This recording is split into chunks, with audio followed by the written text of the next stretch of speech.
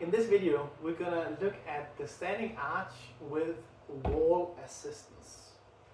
The cool thing about using wall is both helps with feeling a bit safer, but also we get to actually load the arms and the shoulders in a way that is more similar to how we would have weight on the arms and the shoulders in the actual bridge position. So it can be a nice progression towards that. Now when I'm going to set up, I'm just going to be standing with a bit of distance to the wall. Further away from the wall is a bit harder in the beginning. I want to set up with my feet slightly wider than shoulder width apart and slightly turned out. There's a bit of wiggle room here depending on what feels the best, but that's the general rule of thumb of where you want to be. So from this position, I'm going to start arching and make contact with the wall, and it's fine to arrive on the wall with bent arms.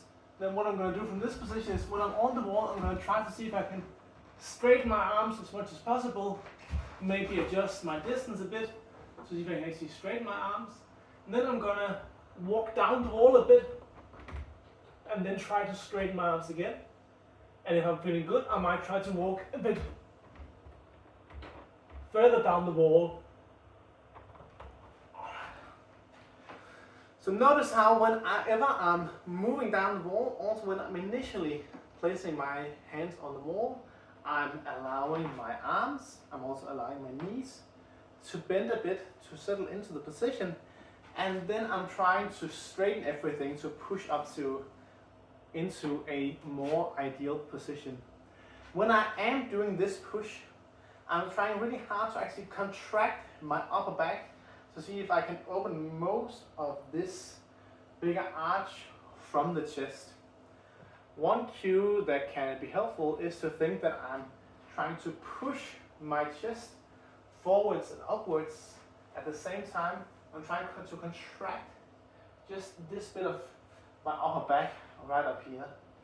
So when I have my position on the wall, I'm trying to arch even further from my upper back while extending the arms.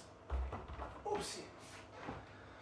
And one final detail is that I'm not necessarily having my palms flat on the wall.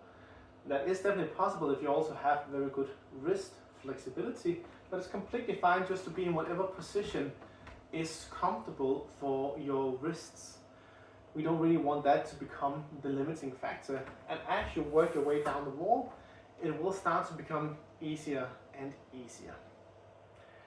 The way that I usually prescribe these in a program is to prescribe a number of reps, and each rep in a set will be one rep pushing off the wall.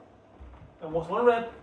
This would be my second rep, third rep, and so forth.